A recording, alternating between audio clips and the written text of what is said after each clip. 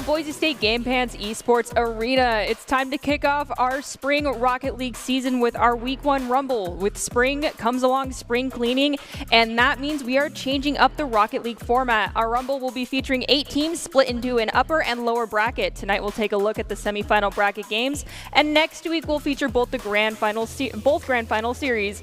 I'm your host, Artie Nerdy Bird Rain, and joining me on the desk is Jacob Gem Palmer. All right, so we made some comments in the last couple of weeks that we've repeated multiple times, and so I'm going to throw this question to you, and I can already see the look on your face. What are you hoping to not see happening tonight? Well, let's just hope that we don't see those 9-minute overtimes. Like, let's just generally steer clear from that. But overall, you know, it more brings up what I want to see, and what I would want to see is just kind of the top teams that we have all known as being the top teams fighting. You know, if we see the bracket right now, we see the Eagles, we see the Vipers, Barracudas are also in, and we also see the Flares also as kind of a bit of new talent to challenge in the upper bracket. So we've got all the teams, all the storylines that have been set up for us over the Winter Rumble ready to make a statement in spring. I'm also excited to be witnessing some new teams such as the Flares, as we mentioned, and then we also have Surge Blue and Surge White,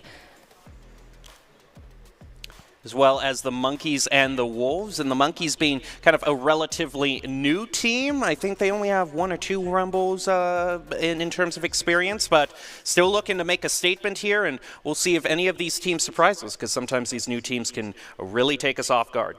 Also, there could be roster changes as well, so we might see familiar faces across some of these teams, but also brand new faces within regards to the new teams that we're bringing in this evening. We did see 3 of them popping up, so I'm hoping to see new faces, but if it's a shakeup of old rosters, we could see some major shutdowns and heartbreaks tonight.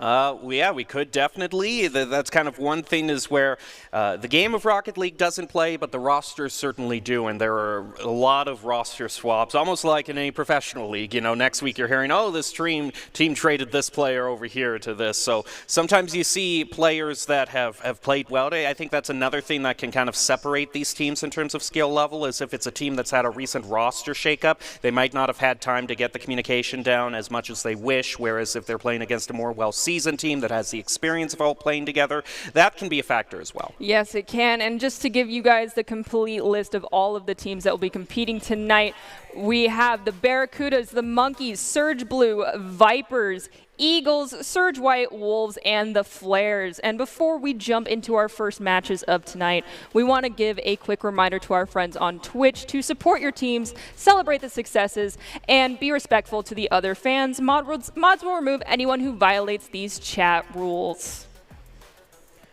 Of course, as we're ready to head into the match, any of these players, no matter what team they're playing on, will need advice to perform at their best. And I believe we have a certain someone who's an authority at that. Yes, and that person in particular is Doc. And Doc's keys to the game in Rocket League presented by Esports Tower tonight are create mistakes, punish the overcommits, play walls better, and demo in the goal. Score pro advice at esportstower.com. Improve your game sense, improve your team play, and improve your performance under pressure. You'll get matched with great players and professional coaches to help you rank up. All right, to jump into the first series of the night, the Monkeys and Wolves are going to face off in our first semifinal of the lower bracket. Both these rosters have new faces on them, and we'll let them kick it off to see who will advance to the grand finals in the lower bracket. Ooh, the first kick off there is won by Zdot Baby. I hope I pronounced your name right. If not, please let us know. And unfortunately, though, it flipped very quickly, and the Monkeys score the first goal. Yeah, sometimes you just can turn out that way off of the kickoff. This one's going to go in the favor of Girds, it looks like. He's going to now go to play off the wall. That's a great aerial play, though, by Axe to get some side control back over toward the Monkeys. Girds is going to do a nice little chip shot over midfield as Kids stops it. A little bit of a shot from Jay. It looks like it's just kind of a little bit of passive play between these two teams. Might just trying to see what the other team is made of. Playing it safe in the beginning can pay off in the long run, especially because it creates less opportunities for a team to take advantage of mistakes and gives you time to analyze. And one thing that I'm already noticing is that Girds has some great ball control and positioning, and the coach has actually been really impressed with how they've been how much work they've been putting into practice, and they've also been focusing a lot on boost control and pad rotation. So let's see if that pays off tonight. Gerds isn't the only one that's new for the Wolves. Basically, the whole roster is new since we last saw them in the Rumble. Team has been focused on playing Team Rocket League and not committing on every single ball, so hopefully we'll see some of that practice work out for them. But now we're still seeing kind of this passive play, and this is getting me a little bit nervous, Nerdy, because this is the play last time that drove us to the 9-minute overtimes. But an open goal punished right there by Kid. Kid Scrub, it looks like, being anything but, is going to get the second goal. Kid is trying to make sure that we do not have to experience that 9-minute overtime and is going to continue to make that score gap larger if they can have those open goal opportunities.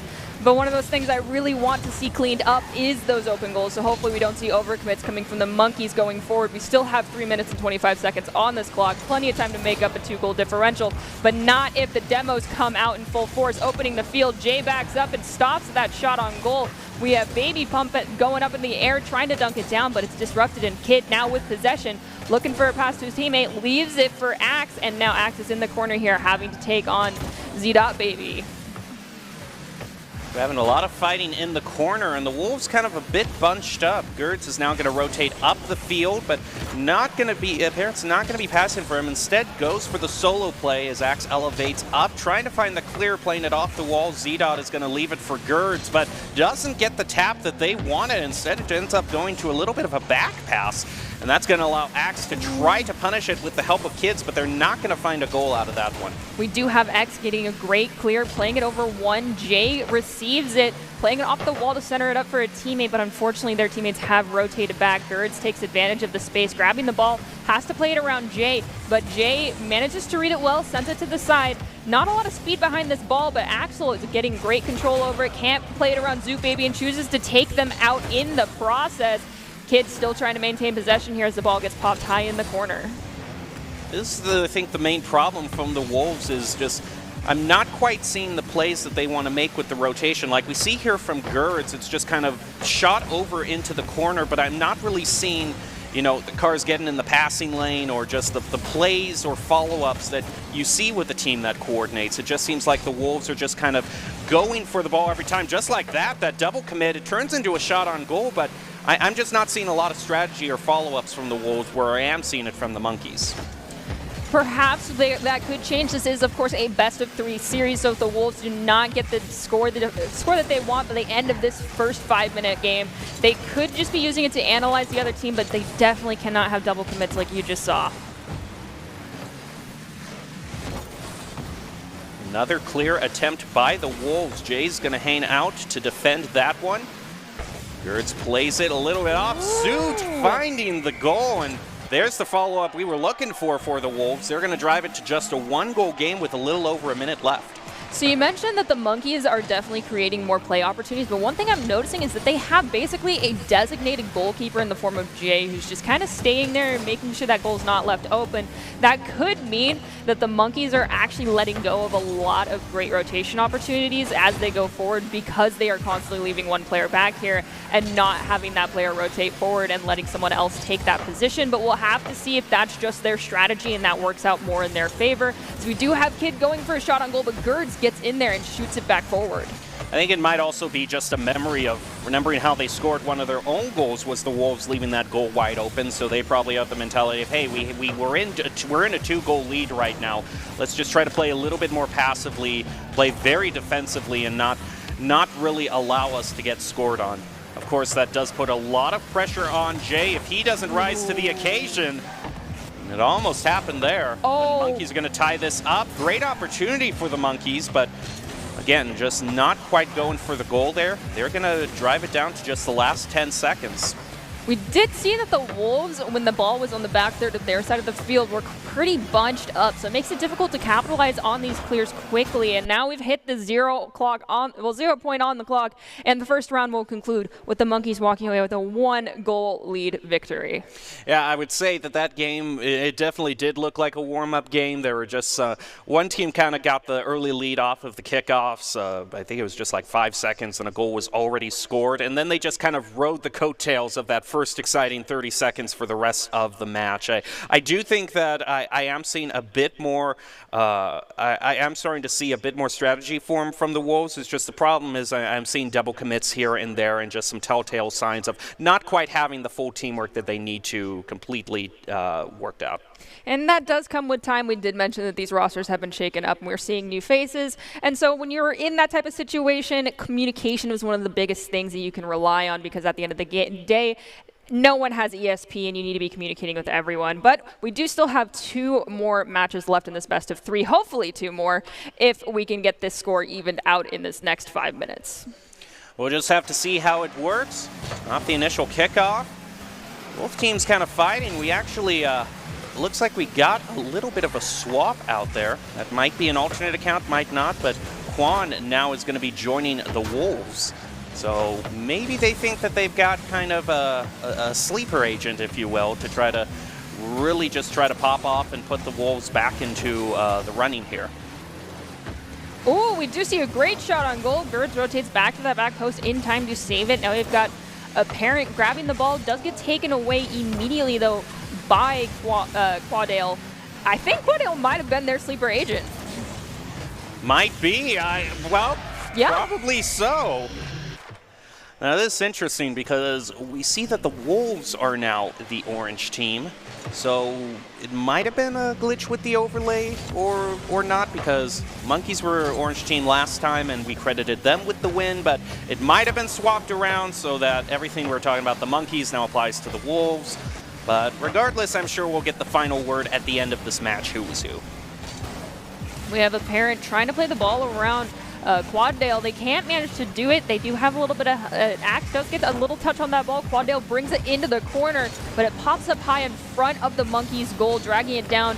Z-Dot onto the side, playing it off the wall, gets it around 1, gets it around 2 with the help of a Parent, but then Quandale gets in that passing lane and just sends the ball to the side of the field, creating a lot of disruption in space for their teammates.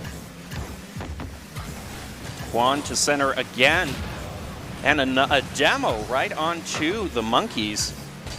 Gerds is now going to respawn. Doesn't have a lot of boost to play with, though, but does pick some up off the side and is able to, with the help of apparently, drive it all the way off the backboard. It's opened up, but it just hits a little bit wide toward the left post, and Monkeys are still going to have to keep trying to get their goal, but if they play good here, they can at least maintain the side control that they got. Wolves are struggling a little bit on that boost front. For a while there, while that ball was chilling out in the back third on their side of the field, both Axe and Kid had nothing in their tanks, making any sort of clear here very difficult. Relying on Quaddale could be a strategy, but putting too much faith in one player can make it very difficult for that player to facilitate a lot when their teammates cannot move as fast as they can. Kid's going for the shot there. Axe is going to try to keep it going. Gerds steals it away from them. A huge shot from way back on the field. Quad elevates up to stop it. Now over to Axe. Gets a nice shot off that one. Trying to play it toward the goal, but Monkeys are going to stop it. Wolves still maintain their 1-0 lead, and the follow-up is going to be denied by the Monkeys, who find a nice clear, and they're going to try to find the equalizer off of it. We got Axe playing it off that back wall. Tries to send it to a teammate, but the Monkeys have already pushed forward, trying to claim space on the Wolves side of the field. Now Gerds going toe-to-toe with Axe. Axe will lose out on possession. Quaddale dunks the ball down in front of the Monkeys' goal, but it is redirected to the side of the field at the mid. Pop off the route from Zoot is not going to find anyone to keep it going. Quad takes control of it. The pass over to Axe, stopped by apparently. Now it heads back over toward the Wolves, and Monkeys have gotten a good bit of side control this game, but they haven't been quite able to convert it into a goal. And I actually think I noticed, a lot of these teams, it seems both teams have it in their mind to always have someone rotating to back post. I haven't been seeing anyone really leaving an open goal quite yet, so both these teams seem to have their defense down. As soon as I say that, though, Quad is going to make the lead for the Wolves a bit larger. We've got 1 minute and 16 seconds left on the clock. That is enough time to score 2 goals. Gerds is looking like they're trying to make that happen, but they left off and let that ball go straight into the corner.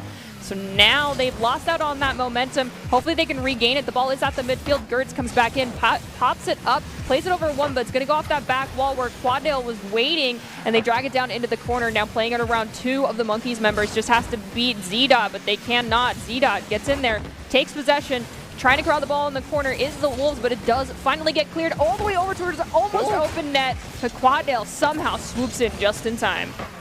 Yeah, that was a very clutch rotation. Fortunately, it looks like trying to get their own clear, a bit of a misplay. Kind of bouncing off 2 members of the Wolves and just kind of goes into an own goal. The Wolves will take it, and I mean, the Monkeys will take it, and maybe the Wolves just right off this kickoff are trying to erase it because they're playing furiously to get back to their 2-goal lead. They need to be careful. I saw all 3 members pushing forward there to try and create that opportunity to increase their lead, but with 25 seconds left on the clock, you cannot leave your goal wide open because the Monkeys could easily find that equalizer for themselves. You cannot forget your fundamentals even when there is just a little bit of time left on that clock. Demo is going to be brought out from the Monkeys onto the Wolves, onto Axe, who now respawns.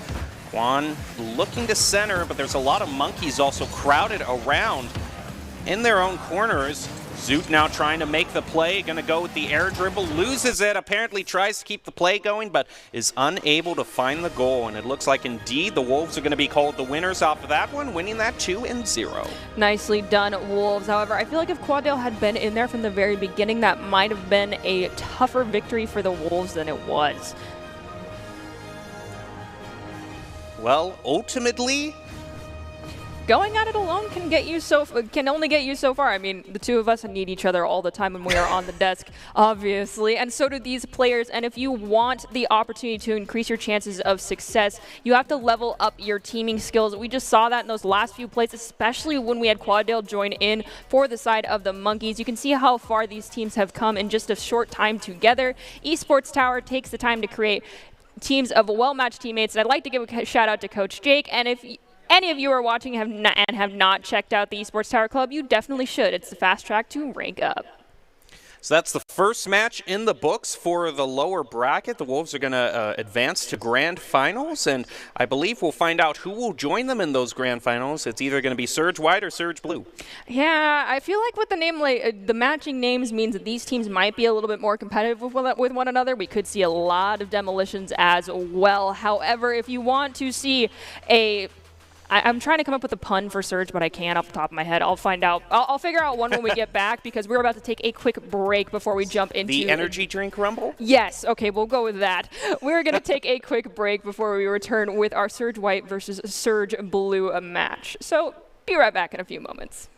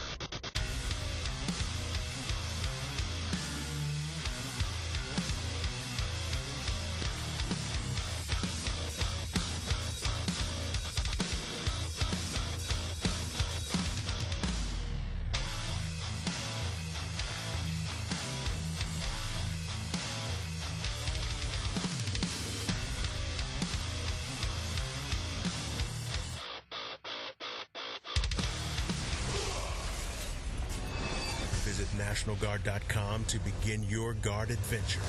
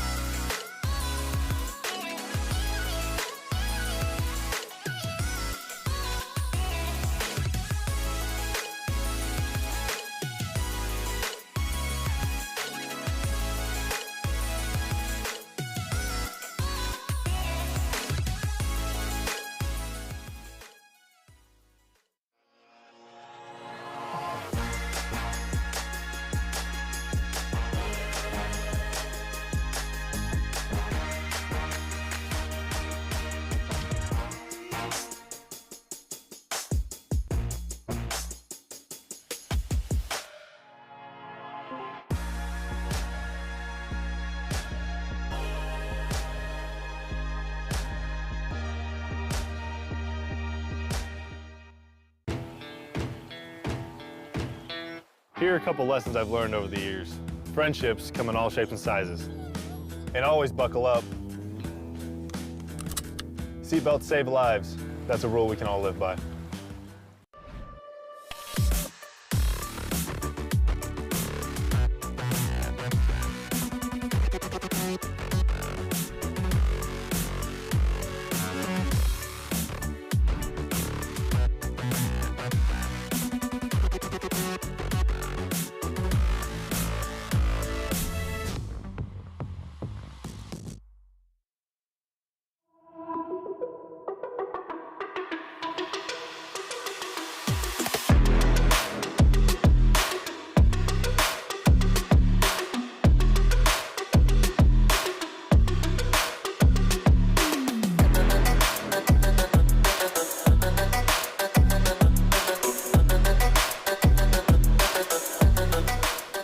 Welcome to this broadcast of the Esports Tower Rumble. We're broadcasting it from the Boise State Game Pants Esports Arena.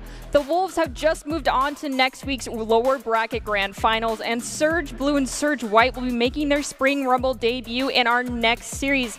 To see who will join the Wolves next week in the lower bracket grand finals, I'm your host, Nerdy, and joining me is Jem. So we saw a couple unfortunate double commits that were capitalized on during that last match, and considering that these are teams that are kind of brand new, we probably will see a bit more of that. However, having brand new rosters, it could make things a little bit interesting. And also, I was struggling with a pun for this, and I believe that you did come up with one. Yeah. Both of these teams at Surge Blue and Surge White, so we have a full choice of energy drink flavors before us and the caffeine cup that we're going to see. So hopefully that'll be good. And if these teams do well enough, they will have more to celebrate about, because Esports Tower gives a lot of great scholarship opportunities to great players. Yes, and we are going to take a moment to congratulate all of the Esports Tower Club members who have graduated from the club and have been offered scholarships across the country. Over the last 3 months, Esports Tower Club members have received over $1.6 million in scholarship awards. These students have not only worked hard in their gameplay, but have worked hard academically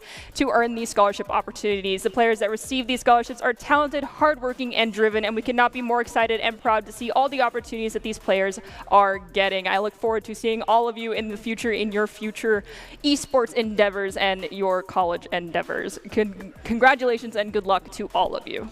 Yeah, over 500,000 out of 1.6 million. Doing little math, that's, not quite a third, a little more than a fourth. So still a great chunk of scholarship going over to Rocket League. For sure. And if you want to pop off a little bit, maybe look a little bit flashy, you might want to keep in mind some quintessential things to Rocket League. And those are Doc's keys to the game.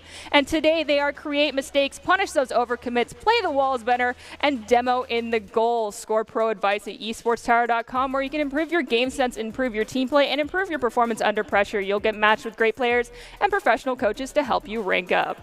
So we're ready to head into Surge Blue and Surge White. That last key to the game, something that we didn't actually see much of. We saw a few demos be brought out, but it seems like they were more spur-of-the-moment demos. They weren't ones that coordinated with a team push to really clear out the goalie and leave the goal wide open. So that is something that, you'll see once you kind of get to the very upper levels and the team has enough coordination. So hopefully going forward, as these teams gain more experience, we'll see more plays like that. Yes, we're hoping for those calculated demos, not just the demos of opportunity that tend to happen in Rocket League. Hopefully we'll see some of those calculated demos coming up in this next caffeine cup that we're going to get. Yeah, the caffeine cup. Let's get to it. Surge White. So let's jump right into that game. Hopefully we'll see a full 3-game series in this one as well coming up, though. Well, whoever wins this one is going to be joining the Wolves in next week's lower bracket finals. Both these teams are full of fresh faces and a great chance for these players to impress in their first Rumble.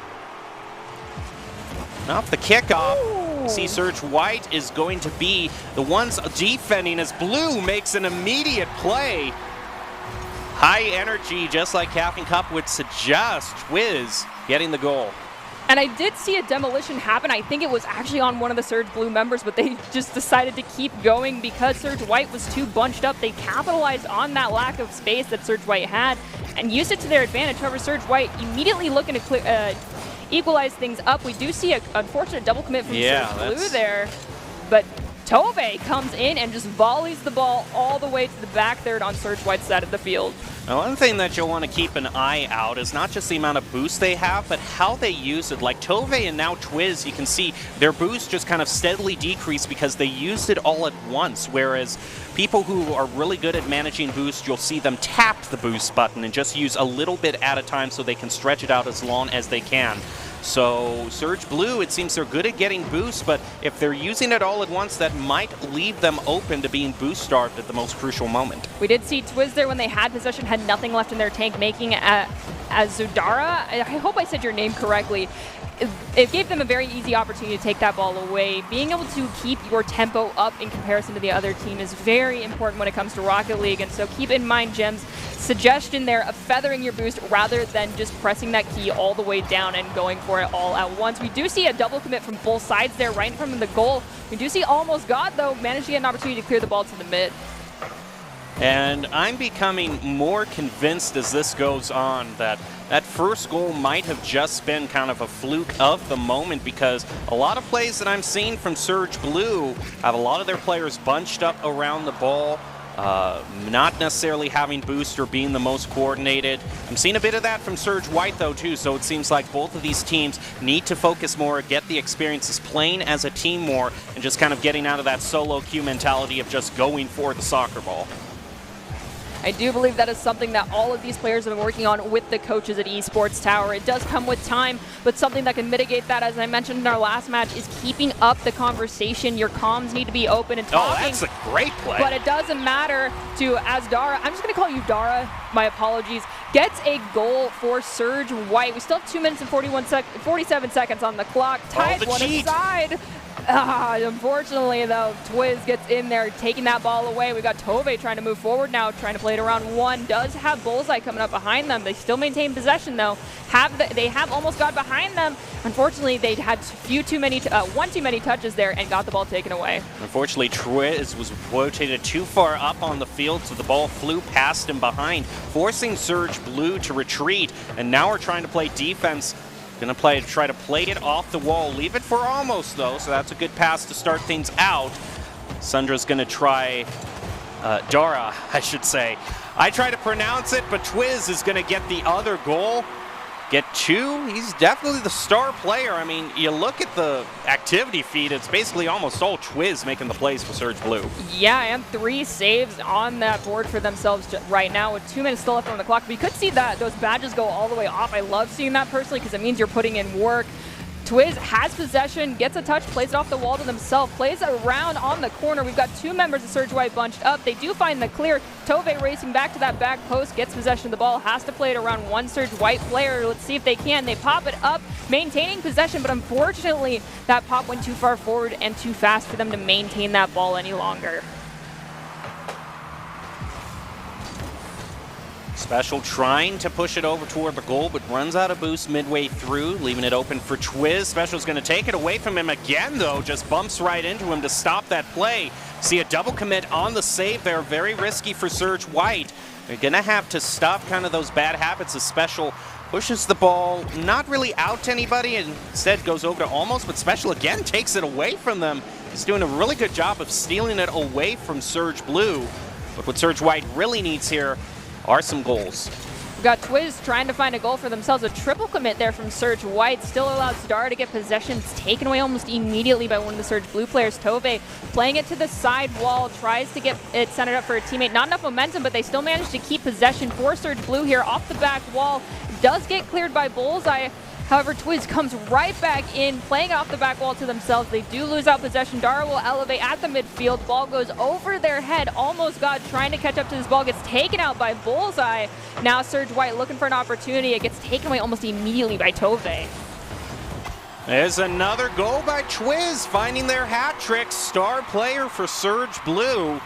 Basically driving solo toward a win there for the team. Congratulations, Twiz. That is our first hat trick of the evening.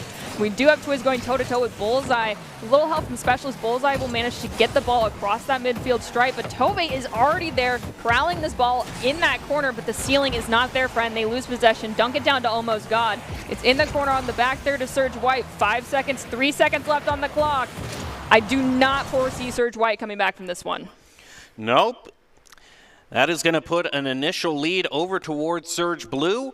I think both of these teams are kind of making the same mistakes, kind of making the same amount of double commits, and unfortunately kind of when you get into these games where the team play isn't that great, it can kind of devolve into a game of, okay, well, who's the highest ranked? Who has the highest, personal SR or MMR or whatever game ranking system you're using, and it definitely seems like that is Twiz who's making the difference. And when you become that type of star player who stands out that much as Twiz did, you could end up with a target on your back for the next series. So let's hope Twiz doesn't spend a lot of time on the respawn screen in the next 5 minutes. However, you already touched on it. The solo play definitely can play to an advantage here, especially I feel like with the amount of mistakes these teams are making, they equalize each other out.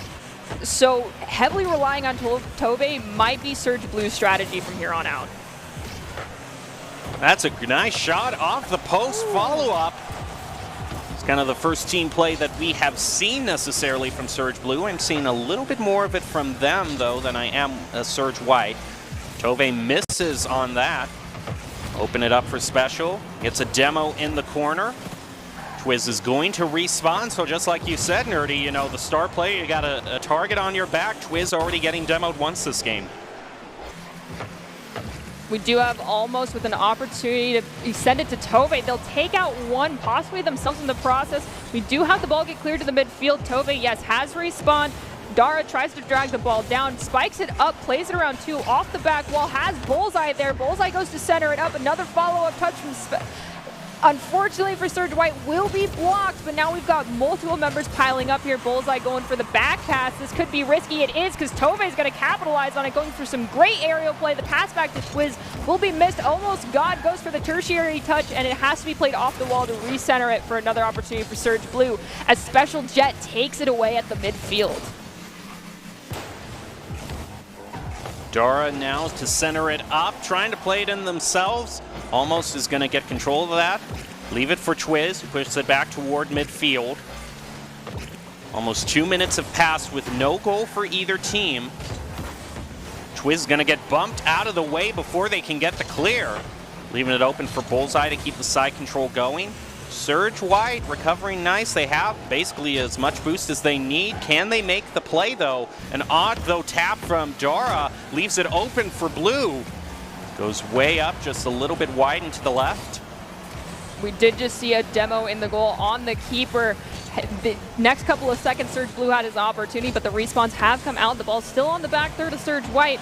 We have almost go for a touch, get a shot on goal. Dara saves it, but Twiz comes in with the follow-up, getting goal number 1 for Surge Blue. And that's exactly what it looks like when every member of your team doesn't have sufficient boost. Just a little bit of a tiny hop to try to elevate it up, but none of them are able to really respond to Surge Blue. Speaking of respond, though, an open goal is going to be responded to by Surge White. All that work that Blue put into it, and it's all undone by just a little bit of careless positioning. At basically the halfway mark of round 2, we are tied 1-aside. So as I say, that is basically back to 0-0. Let's see if anyone can sneak ahead here or if we will drop into overtime. It does look like Dara is trying to make sure that does not happen. And we got a follow-up touch that unfortunately was just a little bit too high from one of Dara's teammates. And we do see Specialists go for the tertiary touch that's taken away. Tove now pushing forward towards that back third of Surge White's side of the field, where a double commit from Surge White does help them find possession, and Dara gets the clear to the mid, but almost God takes it away, and the open goal for Surge Blue will bring them up by 1. Yeah, that was exactly brought out by that double and triple committing, bunching up around the soccer ball. You had everyone trying to defend the ball at that one time, with no one hanging out on back post in case a follow-up was going to be made.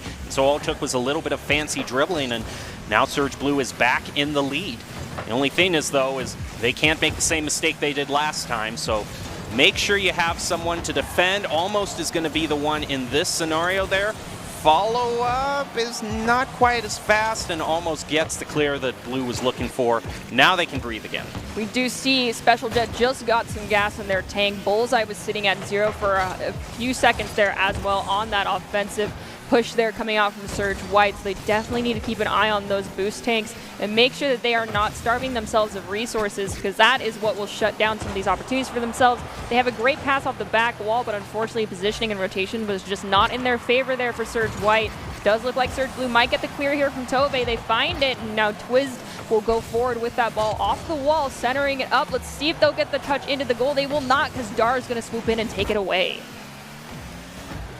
There goes almost. Well, it is able to get their own boost, so at least Surge White isn't going to be able to steal it away from them. They're going to actually go for the back pass to get control of it. It works out for them in this scenario. Now Tovi is going to look to center it with Twiz to follow up. It plays over 2 members of Surge White, but they aren't able to get the shot on goal. Almost going for it right now. Special finds the save.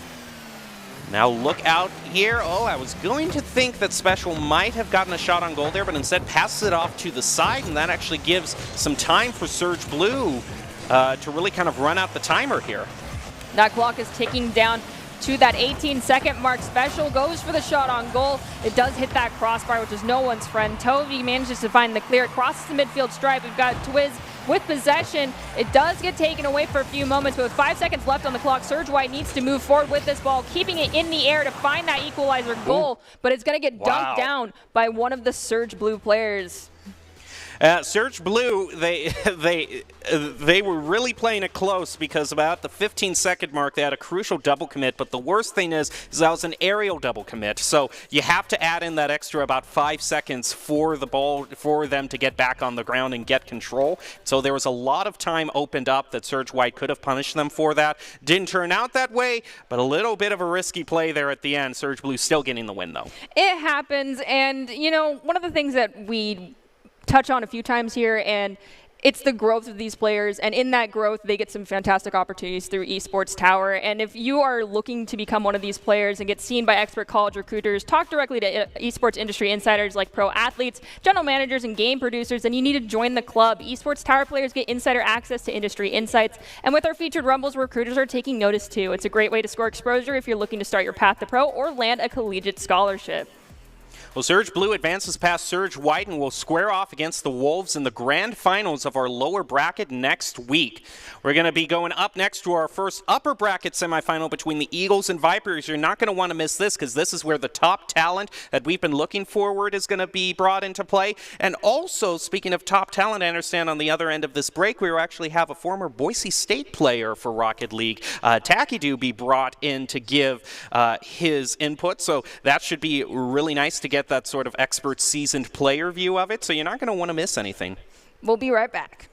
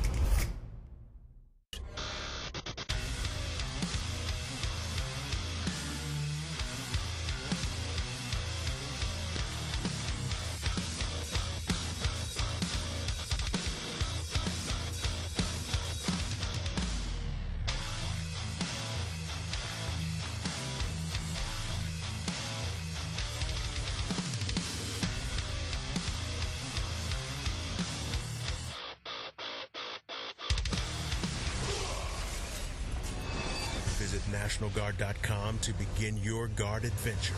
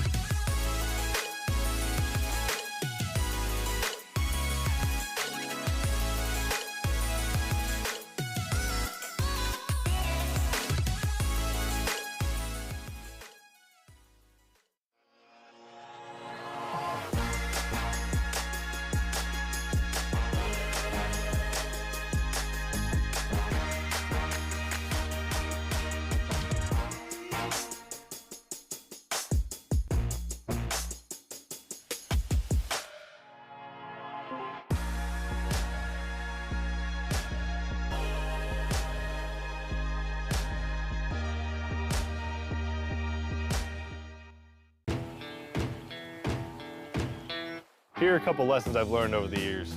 Friendships come in all shapes and sizes. And always buckle up. Seatbelts save lives. That's a rule we can all live by.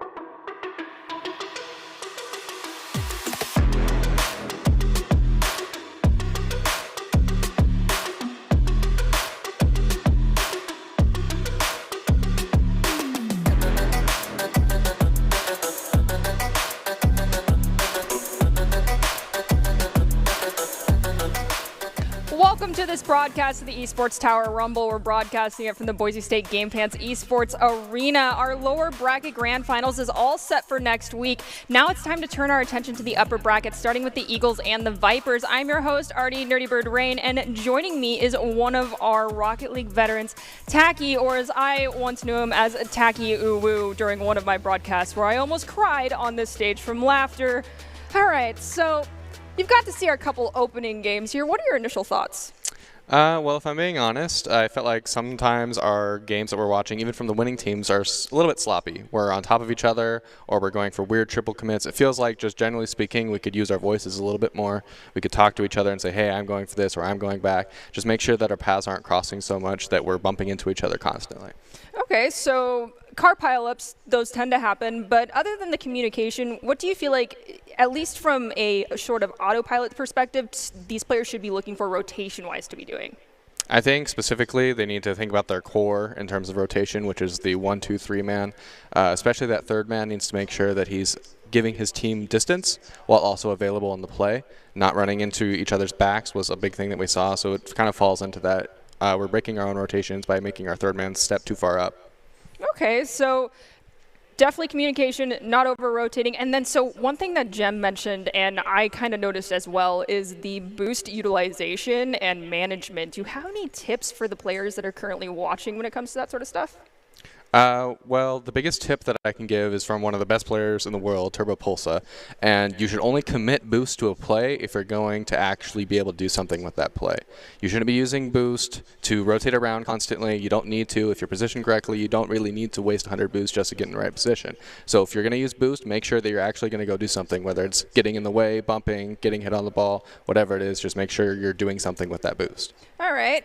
So I have one last question to toss to you, and so this is more orientated towards our upper bracket games. What are you hoping to see as we move into these teams? Because these are teams that notoriously kind of go just gun after one another, and they're high-scoring games and very high skill-level games. So what are you hoping to see out of these next ones? What I'm hoping to see from a lot of gun-heavy teams, just like you said, is a lot of really creative plays. I want to see them passing to each other a lot. I want to see a lot of crazy stuff off the wall. I want to see these people try to show off a little bit, show us what they can do, and really find creative ways to find the back of the net.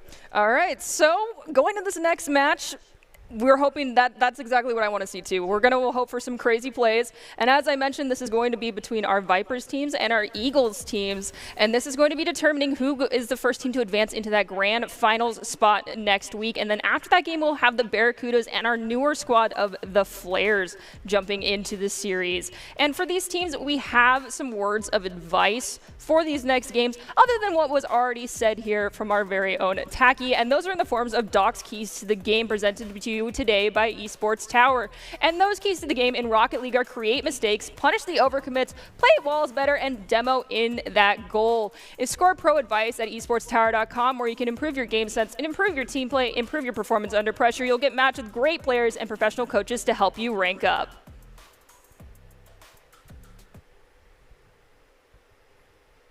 All right, so let's kick off the semifinal of the upper bracket with the Eagles taking on the Vipers. Both of these teams have had excellent winter seasons, with the Eagles establishing themselves as a consistent team on the top. Can the Vipers upset them and kick off the spring season going in their favor, or will we see a return of the powerhouses and the Goliaths that we saw last season? Yeah, I think something really important to note here is card choice generally doesn't matter too much, but players who tend to pick Octanes like to go for that creative stuff anyway. The card just being tighter and is generally able to do a lot more than the longer cars. So I think it's really important to note that the decision on the car here might actually impact some playstyles. I am glad you shared that information because that is definitely not something I was fully aware of. I knew that sometimes the card choice determines more a little bit of the playstyle, but not so much the Octane being that important when it came to this. We do have Cameron getting a nice side pass over to Toke, but unfortunately Toke will not be able to reach that ball in time. Zydra tries to send it back to them. Unfortunately for them, on that back third, the Eagles managed to find a clear, sending it to Nano, but it's taken away by Cameron, who elevated higher and got touched first. Wilds goes for the shot on goal, and up in that upper right corner goes right into the net. A beautiful shot. That's exactly what you want to do for midfield, is you want to find a way to put it in a spot that's just going to cost them all their boost at best. Do have Toke get a great pass over towards their teammate. Nano and Wilds will slow down. Nano pops it up, plays it over one, sending it to the wall where Enzo's waiting. Centered back up to Wilds, plays it around Zydra. Cameron at that back post gets possession of the ball, but unfortunately will lose it out. Nano elevates, Toke gets the better touch. Enzo will elevate, trying to dunk it down to a teammate where Zydra grabs it in mid-flight, centers it up for Toke, and Toke finds goal number 1 for the Vipers. That right there is exactly what I was looking for. The great pass down straight to his teammate and knocks it straight into the far corner, getting a great goal to start off. Now both teams are tied, one aside. We have Toke racing forward with possession. They will lose it to Enzo. Enzo has Wilds. They pass the ball to them, but Cameron gets in there, just bodies the ball away. Nano now in front of the goal, tries to chip it, manages to get it just far enough away from the goal. Enzo now going for a great aerial play, has a teammate, but Zydra in the air takes it away in mid-flight. Cameron goes for the follow-up touch, but that fourth man in the form of the goalpost saves the ball for the Eagles. Yeah, we're definitely seeing a lot of aggressive play right now, a lot of getting in each other's faces. I think we're doing a really good job of finding a way to force them to make a decision, good or bad. I've mentioned it before when it comes to Rocket League and Overwatch, when you hit this level of gameplay, it typically does come down to being a game of mistakes. And so if you can force a team to make those mistakes themselves, it definitely plays into your favor. And we see a back pass that's a little bit risky from the Eagles there that Toke capitalizes on immediately, bringing the Vipers up by 1 with just a little over half of this round 1 left. Just an unfortunate bounce there. It bounced straight off of the sidebar and straight into the middle of the field. It could have gone like 3 different directions, and it chose the worst one for Team Orange. It does feel like there is a notorious bad relationship between the crossbar and whichever team is on offense when it comes to Esports Tower. I've heavily suggested they go to couples counseling, but only one player ever took me up on that advice. The crossbar is either your best friend or your worst nightmare, but it is never both at the same time. It will always trade blows with you.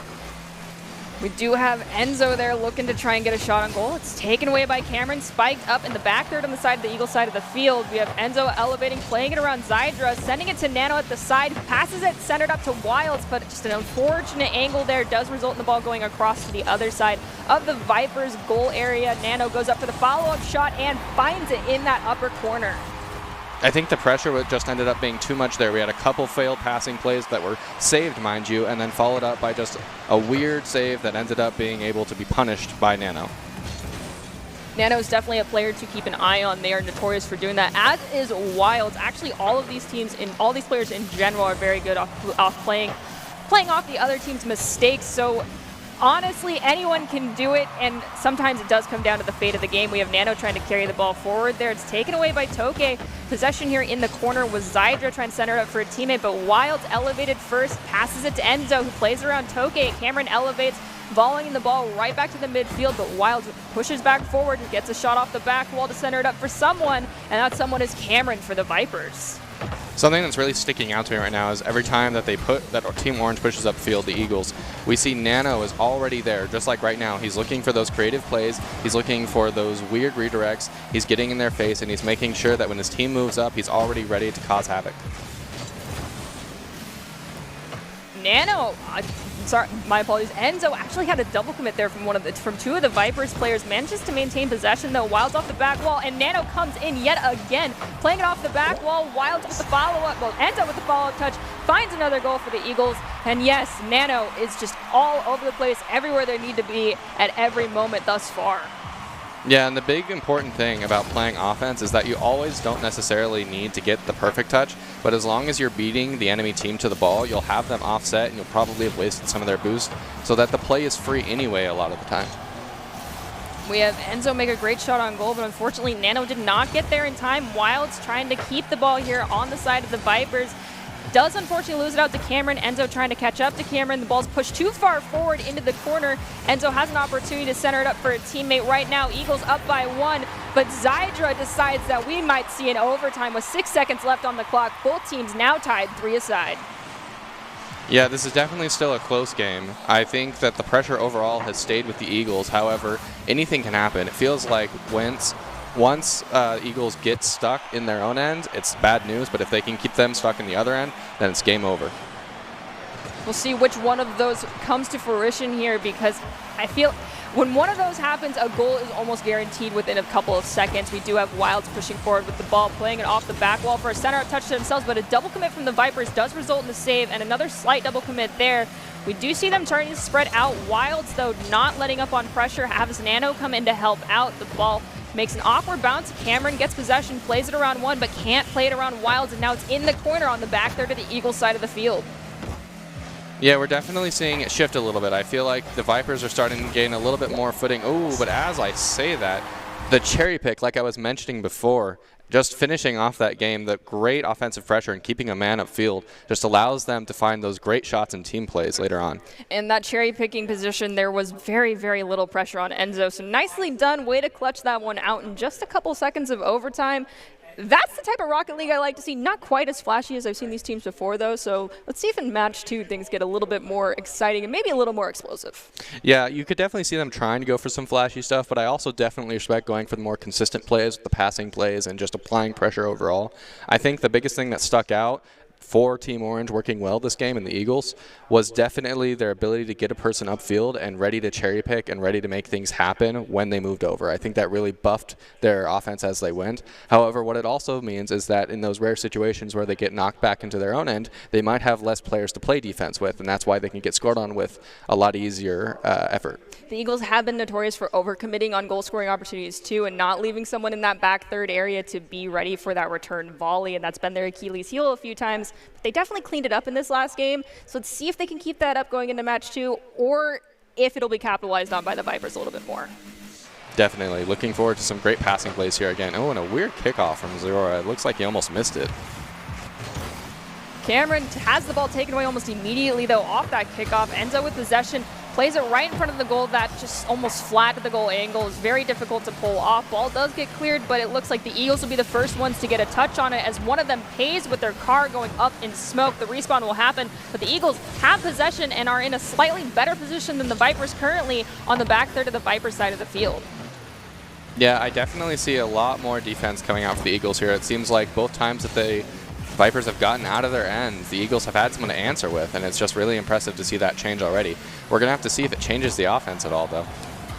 We had Nano all the way forward for that cherry-picking position again. Did seem like the Vipers were prepared for it, though, immediately putting pressure on them, turning it back around, have a shot on goal. It's turned away by Wilds. Cameron trying to maintain possession. Does the back pass to Toke, a risky thing to pull off, as they did have Nano racing in towards that goal. Wilds off the wall, goes for a shot that's volleyed back across the midfield by, I believe that was Nano to Enzo, and right back to the goal for the Eagles. Cleared away by Nano, playing it off the wall. Let's see if they can set her up for themselves. They will not, because Cameron will steal it first. Great pop-up there by Wilds. It gives a lot of opportunity. They can either wait it out and wait for them to make the weird clear, or he can try to go for another touch or pass to a teammate. Wilds attempts to play it off the back wall, but Cameron disrupts that play. Nano, though, with the pass, goes for a shot. It's turned away. Enzo trying to keep this opportunity alive, looks to drop it down in front of the goal for a teammate. Unfortunately, both teammates whiff on their opportunities there, allowing Zydra to bring this ball forward. Toke centered up, does get taken out, though, so Eagles, all 3 members pushing forward, ready for an opportunity to score a goal here as Enzo pops it up. Does have to elevate over Toke, sends it to Nano off the back wall. Wilds is looking to center it up. Unfortunately, though, for them, Zydra is there before anyone else and is now pushing forward towards the Eagles' goal. Yeah, we definitely are seeing a lot more ceiling play out of the Eagles this time. It definitely feels like they're trying to go, not necessarily for the solo plays, because there were a few ceiling passes, but they are working together to get it done still. That was a beautiful pass there between those two Eagles players for that goal. Played it around the one Viper that had managed to catch up to them, but just not quite fast enough. Toke looking to bring that goal back in favor of the Vipers. Does lose out their possession. Cameron trying to follow up. Does not get an opportunity as Nano plays it around two.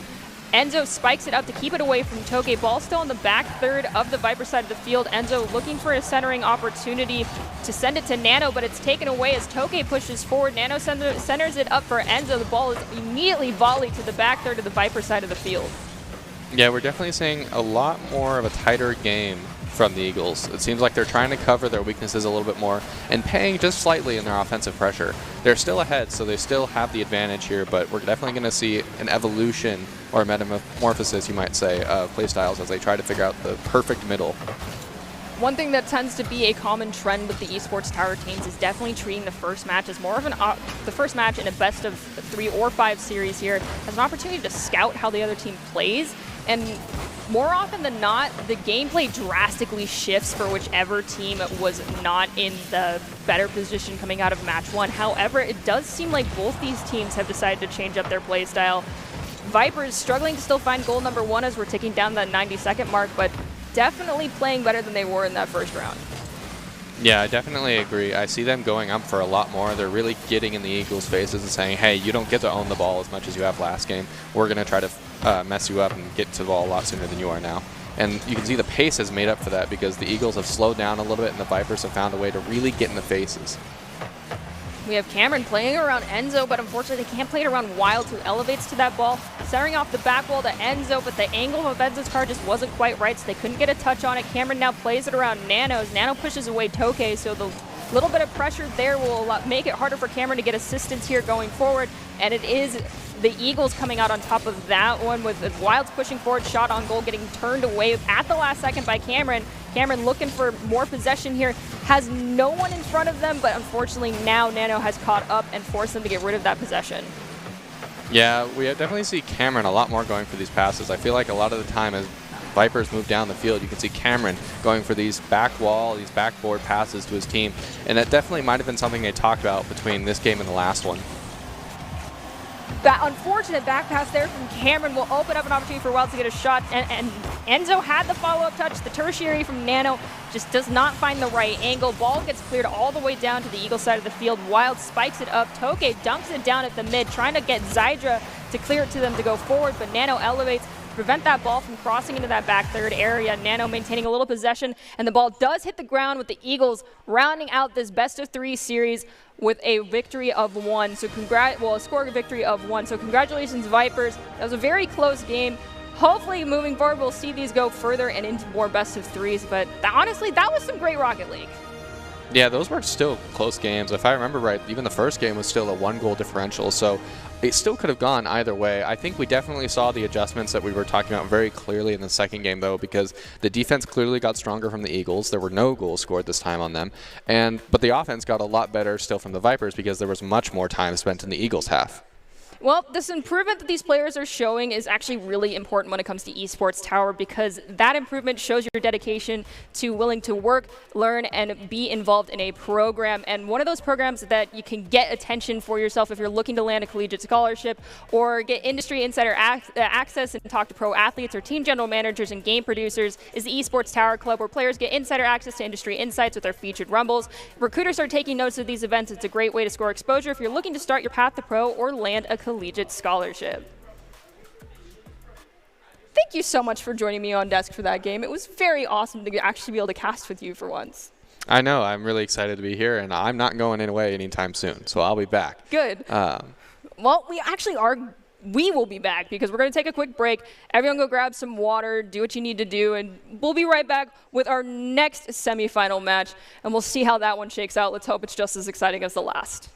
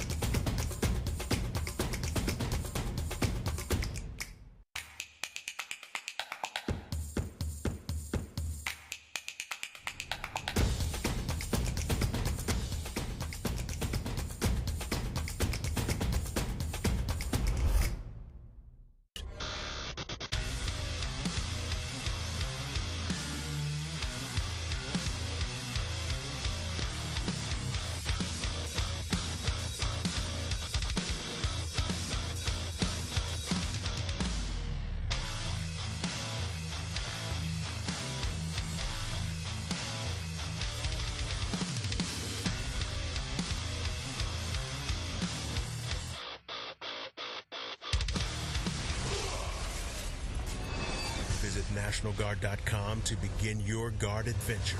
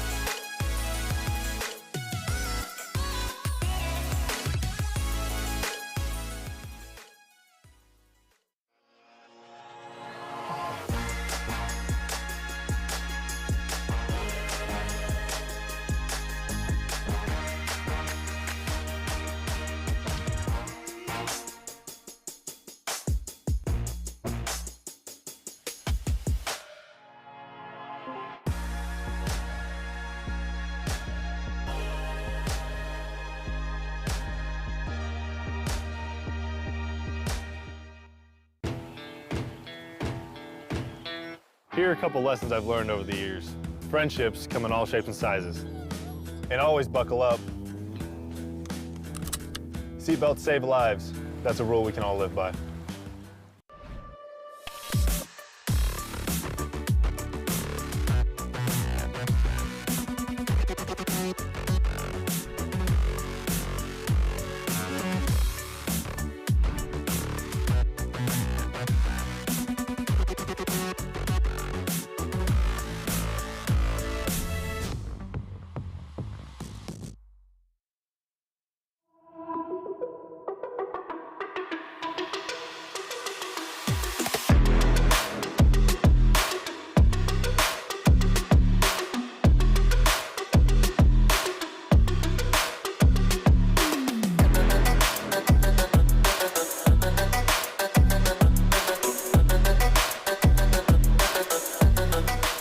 Welcome back to this broadcast of the Esports Tower Rumble. We're broadcasting it from the Boise State Game Pants Esports Arena, and it is time for our final match of the night. Hello, production staff.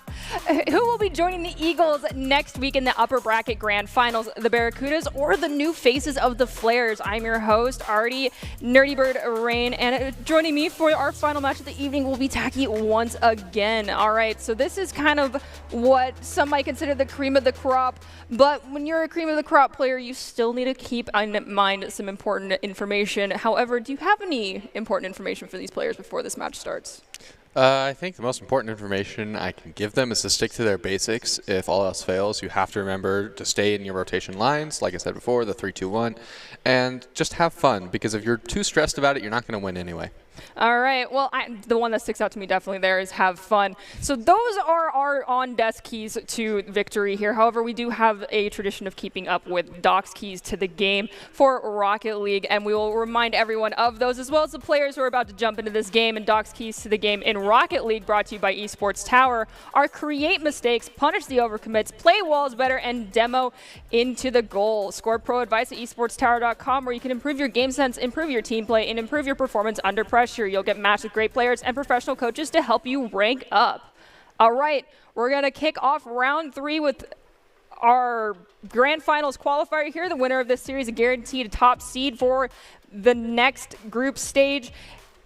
We're going to be having the Barracudas and the Flares, our brand new faces, going up into this series. I'm very interested to see what the Flares bring to the field, if this is a whole brand new roster, if these are players we've seen before. We'll have to wait and see, though, as we are about to jump into this first kickoff.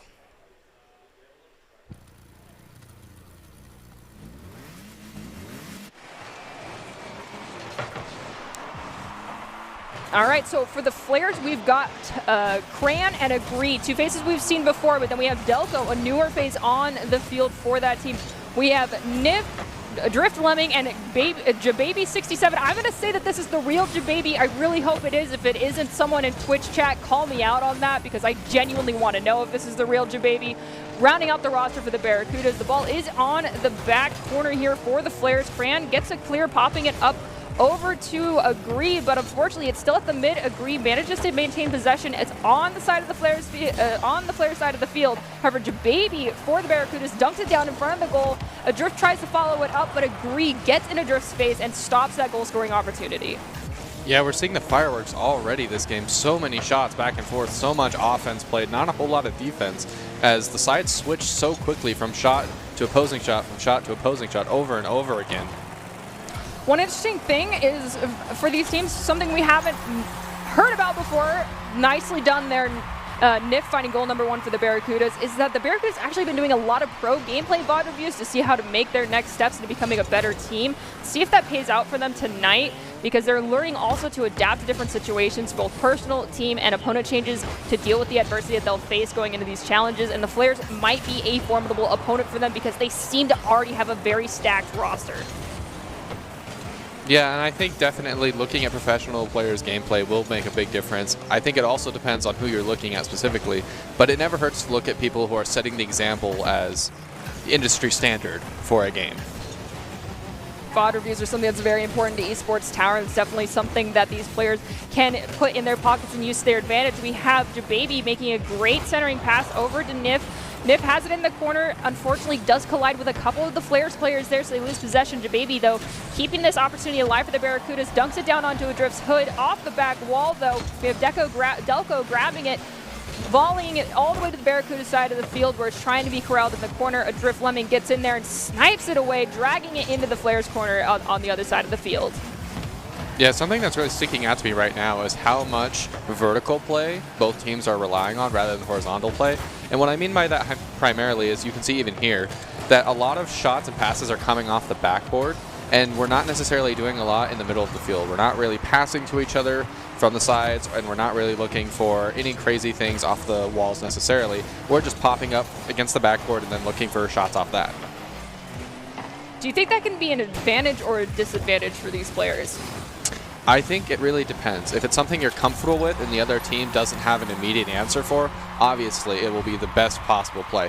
But I think adapting is obviously going to teach every team to be a little bit better than what's faced in front of them. Well, let's see if the Flares can adapt to the challenge that the Barracudas are putting up right now. So far, Barracudas have 2 on the scoreboard. Flares sitting at a goose egg.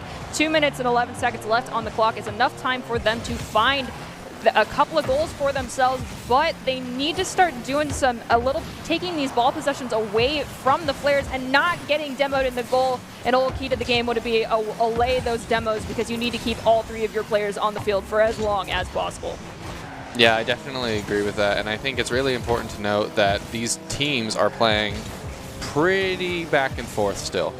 You'd kind of expect it after the first minute to kind of shift in terms of kind of the pace of the game, but it's still been going really fast back and forth, and not a whole lot has been able to be said about the midfield presence from both teams. Kind of what I said before, the back and forth, one team takes a shot, the other team takes a shot, is more of a result of both teams not necessarily knowing how to keep it stuck on the opposing end. Let's see if that starts to shift in favor of either of these teams, if one of them starts to capitalize on field space and having that midfield control, or if it just keeps up the trend that you mentioned. We do have the ball right in front of the Flares' goal, and it is not immediately shot into that back of the net by the Barracudas. And Agree will elevate, pushing the ball forward. Cran has an opportunity here, but Nils on the ground, read it well, took that ball away and sent it to the mid, but does lose their car in the process. Yeah, definitely still this back and forth you can see. The battle in the midfield is usually normal, but the shots back and forth, almost getting all the way into the opposing net, that's usually a sign of something else. However, it does also show that these teams are playing incredibly aggressive, and you usually are only going to play incredibly aggressive if you're super comfortable with what's going on. So I really like to see the amount of aggression that is coming out of these teams. It's just a matter of toning it down and understanding how to keep the pressure on. Nilf, Jababy, and Adrift Lemming are very familiar with both how Cran and Agree play, so that comfort could be coming from just knowing their opponent, as well as these players knowing one another. And the Flares could be at that slight disadvantage having Delco in there, just not quite comfortable with the rotations and how their teammates play, and not being super familiar with how the opposing team likes to play things out. As that clock ticks down to that 5-second mark, Barracudas are up by 2. All that's left now is for the ball to hit the ground, but the Barracudas are going to say, wait a minute, we want to be up by 3. Now with 3 seconds left on the clock, Flares, unfortunately, I do think this game 1 is going to be in favor of the Barracudas. Yeah, at that point, the game is probably sealed, but kind of a disaster right at the end there where he accidentally shot his own goal in. And I think, honestly, it's not that big of a deal. I think both teams kind of need to reset and just go back to what they were doing before. I think both teams need to take a look at their midfield presence for sure because it's a lot of back and forth right now. But I think most importantly, just take a deep breath. It was still a close game. There was pressure on both sides. It just ended up going in the favor of the Barracudas. The Barracudas were able to find the back of the net more consistently. I'm really glad that you say just take a deep breath and kind of reset, because that's something I've said on this desk multiple times is, you know, treating every game like it's the first one and restarting from there, because you put so much pressure on yourself when you go in thinking, all right, we're down by 1, it's a best of 3, we have to win this. And ultimately that stress also takes away a little bit of the fun. Yeah, if you have to, even think of it like a casual or a ranked game. But whatever you have to do, find your zone and just focus on the one play in front of you. It even comes down from that game. Don't think about the whole game. Just think about the play in front of you and do the best you can in the moment. And it'll show. Well, let's hope that these players actually took these couple of seconds to reset themselves as we move into match number 2. Resetting can be very important. Hopefully it pays off for the Flares. Barracudas did win by 3 in that last game, but that is still a score differential that is easily surmountable by most teams, and I think the Flares can manage to do that. We've got Grand pushing forward right now with ball possession.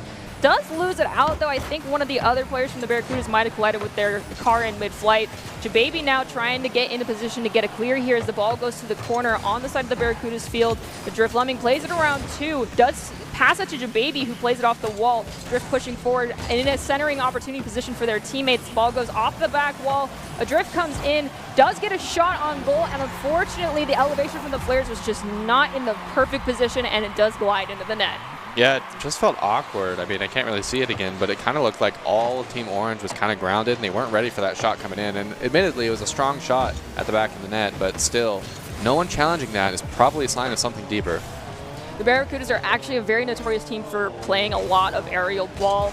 One of the words of advice I've said is just making sure you have someone on your team who's comfortable with getting in the air and challenging those players in mid-flight to take away those easy opportunities. And Agree is trying to show off their prowess as well, finding goal number 1 for the Flares. And just with almost 1 minute elapsing, we are tied at 1 aside.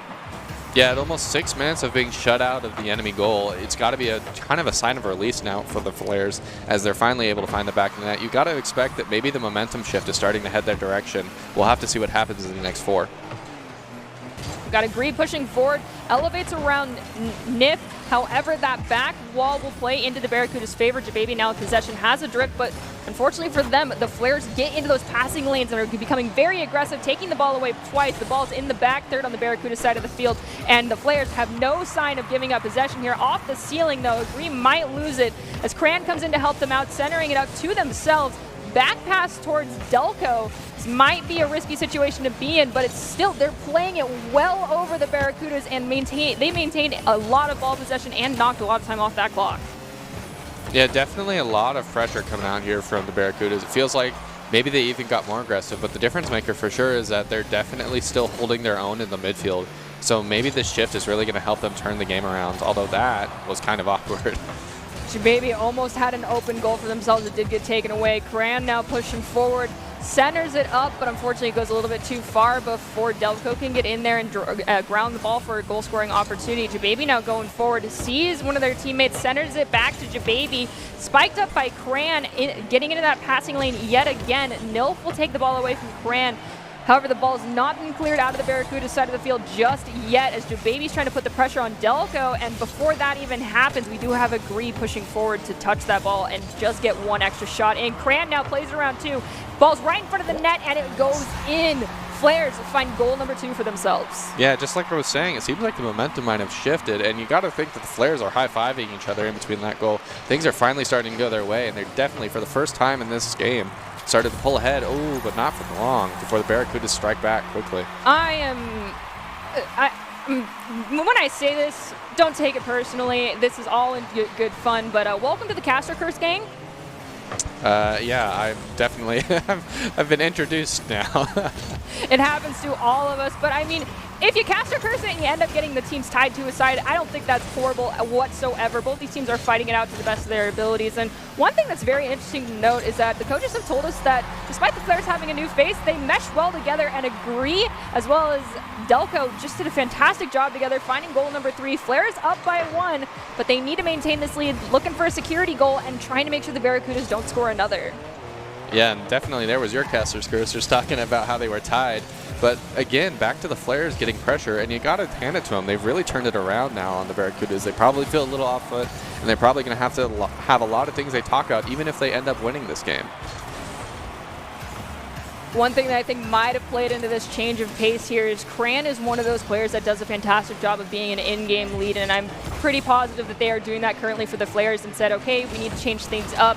This is what I noticed. This is what we need to do. And right now, it's paying off in spades for the Flares. However, Barracuda is very good at adapting themselves. They're starting to mount their counterattack as well. We've got 1 minute and 15 seconds left on the clock. 1 goal differential. Barracuda is hoping to tie this up. Flares looking for that security goal. Jababy right now might have that opportunity. Yeah, here's the pressure coming on. Ooh, and a great shot. Definitely the team play we were looking for there. Definitely, again, off the backboard. That seemed to be where they're comfortable the most. Going to this 50-50, we have Nif winning it first, but it goes high. Delco, unfortunately, goes for the demo and does not get the save. Barracuda's now up by 1. 59 seconds left on the clock. Can the Flares find the equalizer, or will the Barracudas walk away with a series victory as Jababy finds goal number 5 for the Barracudas? That is 3 goals in less than 30 seconds. What is going on? Defense is kind of falling apart now for the Flares. I'd love to see them bounce back, but I just don't know what they can do now with only a minute left and 2 goals to score. We'll have to see what they have in store for us. Got Jababy making a great clear. However, their teammates had not pushed forward in time, so Drift had a lot of pressure from Cran, and with that pressure, Gree gets possession, playing it off the wall. Nif gets in there, taking it away. Cran now elevating with possession, trying to look for a centering opportunity as it's taken away. Too many touches in mid-flight. Jababy manages to poke that ball away from them. Delco cannot maintain possession either. Gree looking for a centering opportunity as it's taken away by Nilf. We do have Cran rotating to that back post, though. Yeah, definitely. The pressure is right back where it was before all those goals were scored, and just a lot of back and forth again. But we're seeing a really good job from the Flares in making sure that they're trying to work together to get these goals scored. As we tick down to that 4-second mark, though we did see a lot of goals scored in just a short amount of time for the Barracudas. We are at the 0-second mark, and the Flares, unfortunately, will walk away from their debut series, losing out to the Barracudas, but that was definitely a fantastic show of what they can bring to the table. I'm excited to see what they have left in store for us for the remainder of this season. But for now, congratulations, Barracudas. You guys will be moving into the grand finals next week.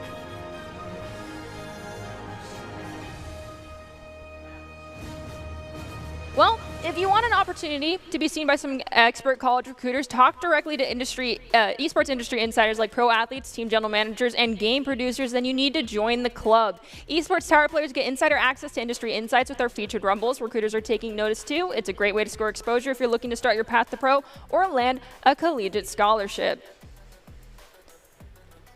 All right, so that last game was very exciting. However, you, of course, did get the opportunity to watch all of these games from start to finish. And we have, of course, you know, the thing that you are very familiar with, the ICCU Player of the Game. Do you have a nomination?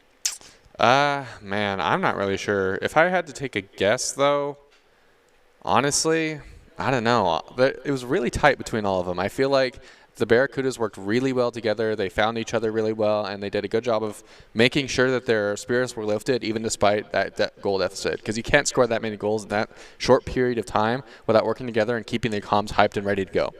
All right, so kind of seems like you're pushing towards kind of the Flares. One of those 3 players having an opportunity here to walk away with the ICCU Player of the Game. Maybe even, but honestly, I can't be surprised, obviously, if Barracudas get it too. That's fair, but in all honesty, no offense, Barracudas, I've said this to you guys more than once. Y'all have gotten a lot of players of the game, and so I actually am going to be giving my nomination to Nano.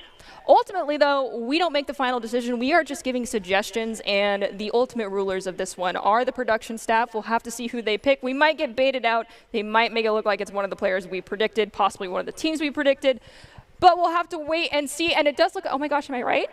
That's 2 weeks in a row I've gotten it right. Yes, Nano is your ICCU player of the game. The player of the game is brought to you by the Idaho Central Credit Union, who believes a great player makes a team more successful, just like Idaho Central's helping members achieve financial success. Nano is your Idaho Central Credit Union player of the game.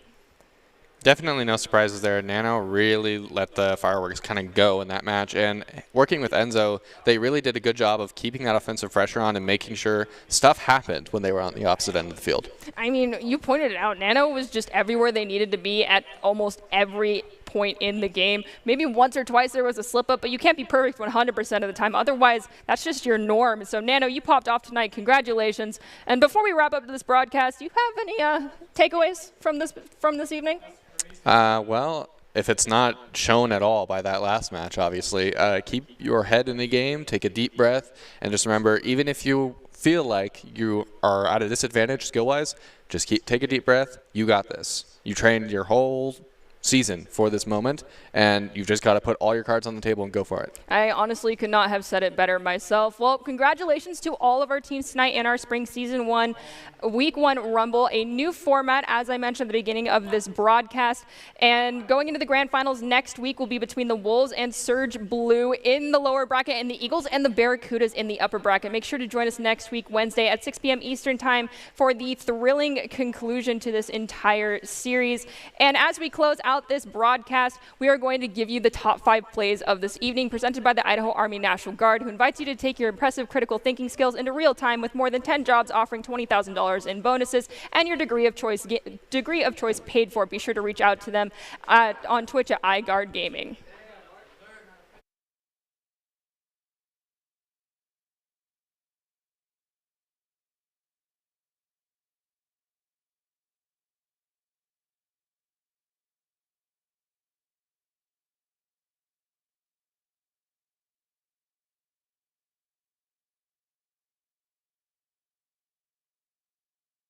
Grabs it in mid-flight, centers it up for Toke, and Toke finds goal number 1. We have Enzo make a great shot on goal, but unfortunately Nano did not get there in time. Wild's trying to keep the ball here on the side of the Vipers. Does unfortunately lose it out to Cameron. Enzo trying to catch up to Cameron. The ball's pushed too far forward into the corner. Enzo has an opportunity to center it up for a teammate right now. Eagles up by 1, but Zydra decides that opportunity. Yeah, here's the pressure coming on. Ooh, and a great shot. Definitely the team play we were looking for there. Definitely, again, off the backboard. That seemed to be where they're comfortable the most. Going to this 50-50, we have Nif winning it first, but it goes high. Delco, unfortunately, goes for the demo and does not get the save, as well as these players knowing one another. And the Flares could be at that slight disadvantage having Delco in there, just not quite comfortable with the rotations and how their teammates play, and not being super familiar with how the opposing team likes to play things out.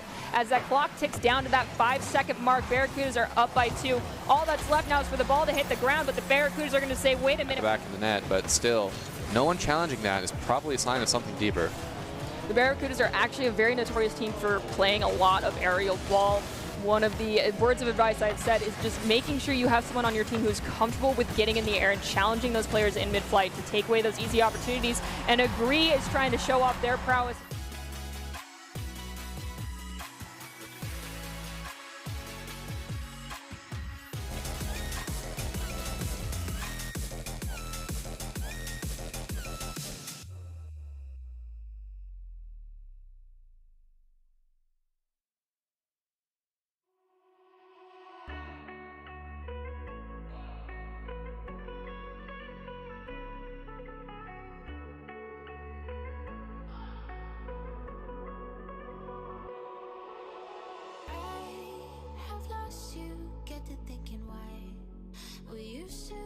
So high in life, without you I don't feel alive. So I'll just keep on being higher than the sky.